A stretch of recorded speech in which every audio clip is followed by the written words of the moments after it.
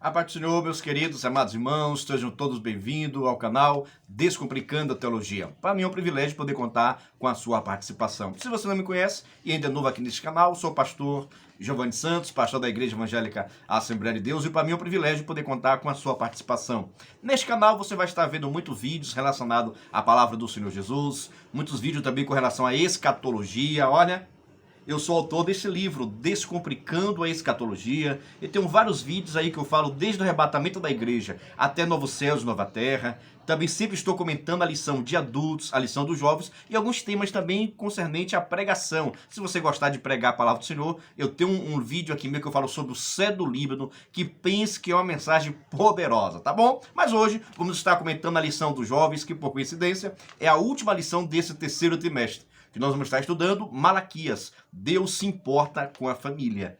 É uma lição muito rica. Nós estudamos os profetas menores e hoje nós estamos chegando ao fim desse ciclo e encerramos com o livro de Malaquias, que é o último livro do Velho Testamento. E eu já vou chegar logo lhe perguntando: você já leu esse livro alguma vez? Quando você lembra, quando você ouve esse nome, Profeta Malaquias, o que é que faz você lembrar? Qual texto que você lembra? Qual a história que você lembra? O que é que faz você lembrar quando ouve esse nome, Profeta Malaquias? Eu tenho certeza que vai ser com relação a dízimo. Fala a verdade aí, né? Que é um texto muito utilizado da palavra do Senhor. Mas hoje o comentarista ele trouxe uma abordagem muito interessante também, que vai servir de reflexão para a minha vida, para a sua vida e para também a nossa família. Já vou perguntando a você, Malaquias: Deus se importa com a família. E já quero deixar isso claro para você.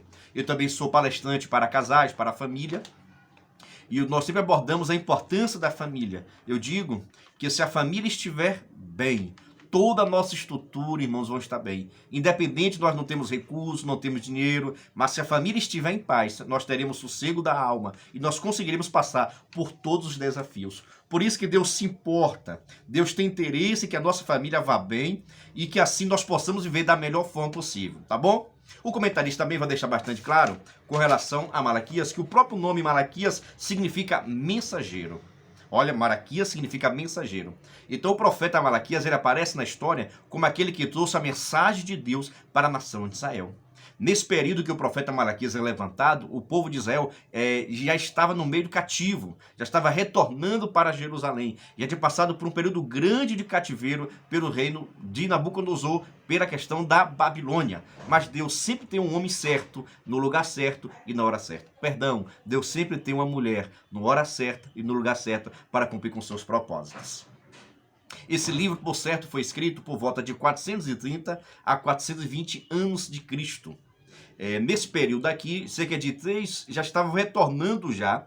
A terceira leva do povo já estava retornando, saindo da Babilônia e retornando para reconstruir a cidade de Jerusalém, que era o grande sonho do povo de Israel. O povo de Israel sonhava para que a cidade pudesse ser restaurada, para que o reino de Israel pudesse ser restaurado. Por isso já está na terceira leva, quando já tinha três grupos de pessoas, já estava retornando de Babilônia para Jerusalém. Então nós percebemos, irmãos, que tudo que é ruim tem um tempo também de terminar. O cativeiro babilônico, Deus diz que a nação de Israel estaria indo por causa dos seus pecados, da idolatria, da justiça social, por causa de profanar o altar do Senhor, por abandonar a casa de Deus, por descumprir a guarda do sábado.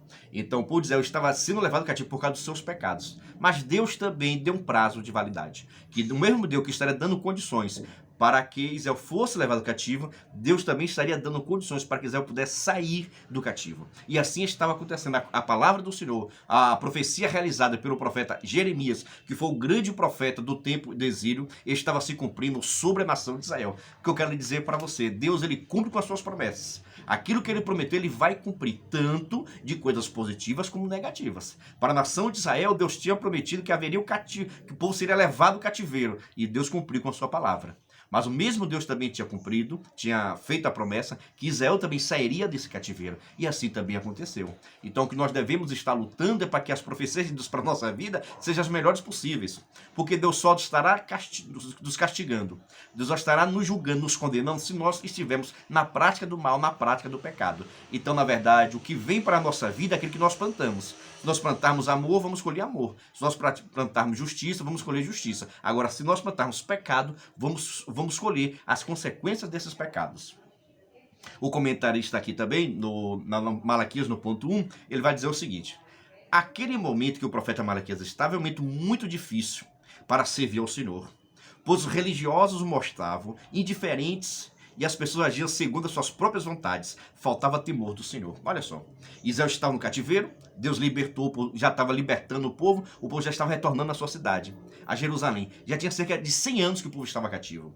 Então, nesse momento daí, em vez do povo estar alegre, estar festejando, o povo retorna novamente para a prática do pecado. Mesmo depois de passar pelo cativeiro, todo o sofrimento que tinha, mas quando o povo começa a retornar para Jerusalém, as práticas pecaminosas estavam lá. Porque a prática pecaminosa não estava somente aonde eles estavam, na Babilônia, mas sim estava dentro deles. Por isso que às vezes não adianta viver de aparência, não adianta vestir roupas longas, né? Não adianta ter cabelo curto, não adianta ter nada disso, se o coração ele é pecaminoso. Porque mais cedo ou mais tarde o pecado vai brotar na vida dessas pessoas. Nós precisamos nos converter de todo o coração, de toda a nossa alma. Devemos nos arrepender dos nossos pecados verdadeiramente para que nós possamos viver uma vida de uma forma melhor. Então no tempo do profeta Malaquias estava sendo muito difícil também, porque o povo retornando, vendo a bênção do Senhor, mas no entanto cada um queria fazer o que queria, fazia o que queria, fazia o que gostava, fazia o que tinha interesse. Aí o que cumpria-se o quê? Não obedecia à voz do Senhor. Porque quando eu quero fazer o que eu gosto, muitas das vezes eu estou desobedecendo à voz de Deus. E todas as vezes que eu estiver desobedecendo à voz do Senhor, eu vou estar trilhando os meus caminhos. E nós sabemos, irmão, que o caminho do homem é mau. O caminho do homem é pecaminoso. Nós gostamos da prática do pecado. Mas aqueles que querem se aproximar de Deus precisam se afastar também do pecado. Já tá dando para dar um glória a Deus aí, hein? Já vou dizendo a você o seguinte, se você gostar desse canal, se estiver gostando desse conteúdo, por gentileza, deixa o seu like no vídeo, deixa uma pergunta, faça um comentário, é muito importante seus comentários, tá bom? E se inscreva no nosso canal, ative o sininho para que você possa receber as novas notificações. Todas as vezes que você dá um like no nosso canal, está dizendo que o nosso canal é bom. Com isso, o YouTube vai mandar para mais pessoas ter acesso, tá bom? Vamos continuar, tem coisa boa aqui ainda, viu? Pois é, se você perceber, né, 100 anos se passaram do cativeiro. O povo já estava retornando. Era para o povo chegar em Jerusalém com todo o gás, com toda a vontade, com toda a disposição. Mas você sabe muito bem que lá dentro, mesmo na reconstrução do templo, né, com Neemias, Esdras, no entanto, foi muito sofrimento. Foi muito a questão da reconstrução. Então o povo saindo do cativeiro e quando chega em Jerusalém, continua com as práticas do pecado da mesma forma. Os judeus haviam se tornado para Jerusalém cerca de 100 anos. E o profeta Malaquias chega a denunciar a adoração hipócrita, meu Deus, e robotizada, bem como a corrupção do sacerdócio. Então, na verdade, o pecado estava generalizado em todo Israel, desde o povo como também do sacerdote. Porque o povo já não tinha mais interesse em guardar a palavra do Senhor. O povo já não tinha interesse mais de seguir segundo a vontade do Senhor. Porque as próprias práticas pecaminosas, oriundas da Babilônia, já estavam dentro do coração deles. Eles já tinham sido dominados pela prática do pecado, pelo sabor do pecado, pelo desejo do pecado. E ao chegar em Jerusalém, eles queriam continuar da mesma forma, vivendo da mesma forma, praticando os mesmos pecados. E é claro que Deus não vai permitir isso. É claro que Deus vai intervir. É claro que Deus vai agir para que isso possa ser mudado. Aí levanta o profeta Malaquias para chamar o povo, para que o povo pudesse entender a necessidade de ser diferente, de não seguir as mesmas práticas pecaminosas oriundas da Babilônia. Mas o ser humano é muito influenciável, irmãos. Você ensinar uma coisa boa para o menino, demora para o menino aprender, mas uma coisa ruim ele aprende até sozinho. Já parou para pensar nisso? Para você ensinar um bom costume ao seu filho, é um sacrifício, é disciplina, é ensino, demora tanto, você tem que praticar. Mas para a criança aprender algo de ruim, algo de errado, não precisa nem ensinar, parece que já nasce nele essa tendência pecaminosa. Com relação ao profeta Malaquias, a sua profecia condenou a idolatria, os divórcios, os casamentos mistos, o abandono do guarda do sábado, o fracasso dos dízimos por conta do egoísmo material. Então, se você for ver, irmãos, mesmo depois do cativeiro, quando eles retornam para Jerusalém, as práticas continuaram a mesma. Sabe? O casamento misto, a mistura com outros povos. Isso que Deus não se agrada. Porque quando nós estamos nos misturando com outros povos, nós vamos aprender as práticas deles, os costumes dele, a fama dele, a liturgia deles. E essas pessoas que não têm o mesmo costume nosso, a mesma aptidão, a mesma devoção, o mesmo cuidado, acabam influenciando a nossa vida. E influenciando de uma forma negativa. E nós acabamos pecando também. Então a nação de Israel, quando retorna no tempo do profeta Malaquias, a dificuldade era essa. Porque o povo já estava tão acostumado com o pecado que já na prática é normal. Já estava tão enraizado que já era normal dentro de Jerusalém retornar para a prática do pecado. Deus levanta o profeta Malaquias para profetizar, para condenar essas práticas pecaminosas. O casamento misto.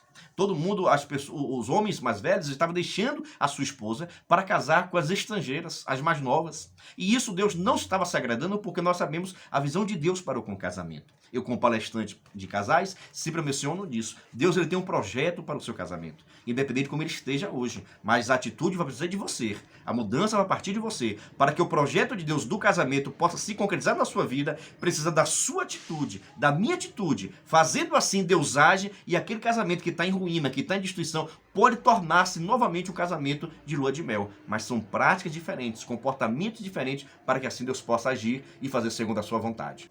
O próprio livro do profeta Malaquias pode ser dividido em duas partes. Na primeira parte, o comentarista colocou aqui, olha. A primeira parte é uma exortação, composta de 6 oráculos. No primeiro, o amor de Deus para com Jacó, que era a nação de Israel. A exortação ao sacerdote. Irmãos, quando a liderança é pecaminosa, é difícil o povo se voltar para o Senhor. Então, por isso devemos ter muito cuidado quem nós escolhemos para ser líderes da nossa igreja, líderes de departamento, que acabam influenciando o povo para o bem ou também para o mal. A advertência quanto à infidelidade conjugal e os pecados da comunidade. A justiça divina. A questão dos dízimos e das ofertas. As marcas distintivas do servo do Senhor. E a segunda parte que vai estar abordando sobre o dia do Senhor. Porque todos os momentos, irmãos, em que Israel pecava, Deus sempre trazia o tempo. Vai chegar o dia do Senhor. Muitos pensavam que o dia do Senhor era o dia do cativeiro. E foi realmente o dia do Senhor, porque foi o dia que Deus separou para estar sem castigando a nação. Mas haverá um dia do Senhor, em que todas as pessoas vão se comparecer a Ele e serão julgadas segundo os seus atos, segundo os seus comportamentos. Quando a Bíblia menciona a questão do dia do Senhor, é um dia de juízo, é um dia que Deus vai tratar cada um segundo as suas obras.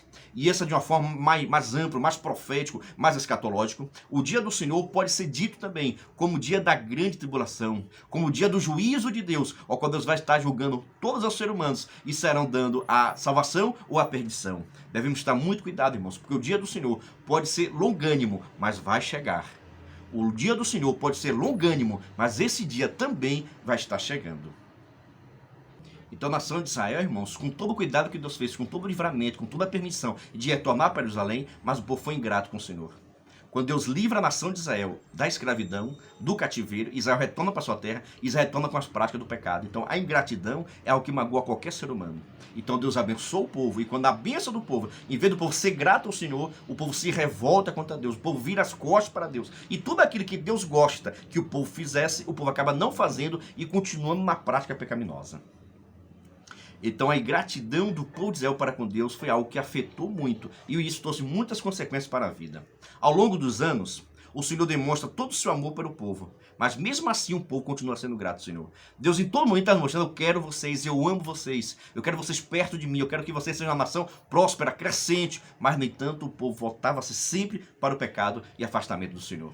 Aí é quando o início do livro do profeta Malaquias vai dizer acerca do peso do Senhor. É uma questão de sentença do povo, que Deus estaria dando uma sentença, que o povo precisaria viver de uma forma diferente, o povo precisaria ser diferente, porque esse é o intuito de Deus, que Israel pudesse ser diferente e as outras nações tivessem interesse de ser igualmente a nação de Israel. Mas tudo que Israel queria era ser igualmente as outras nações, queria ter rei como as outras nações, queria ter Deus como outras nações, queria adorar imagem como as outras nações. Então Deus queria que o povo de Israel fosse diferente, e tudo que o povo queria é ser iguais às outras nações. É difícil, viu, irmãos? Já estamos aqui agora no nosso terceiro ponto, falando assim o seguinte: a família é importante. Irmãos, o projeto de Deus é para com a família, e que a família tenha paz, tenha prosperidade, tenha crescimento, tenha união, tenha felicidade, tenha paz, tenha harmonia dentro do seu lar. Mas é claro que precisa ser preservado à vontade de Deus. Quando vocês podem escolher com quem casar, com quem você quiser. Agora, depois do casamento, você tem que saber viver com essa pessoa para que o casamento seja em paz e seja também feliz. Mas isso vai depender de cada atitude de cada um. E os homens de Israel, irmãos, estavam fazendo isso. Estavam abandonando suas esposas, as mais velhas, e estavam casando com as estrangeiras.